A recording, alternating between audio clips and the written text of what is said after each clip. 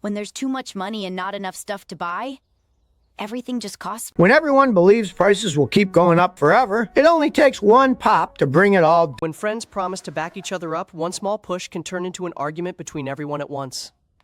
The more blankets we add, the warmer Earth gets, and things that were frozen start to melt away. Everyone puts a little in together, the bank lends it out carefully, and it comes back with a little extra for everyone. Everyone gives a little from what they have, so we can build things we all get to use.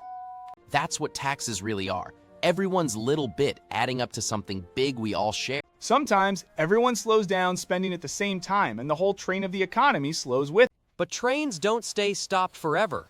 With a little push, things start moving again. Instead of one bank keeping track, thousands of computers all keep the same notebook of who owns. Every time a coin moves, everyone's notebook updates together. That's what keeps it honest.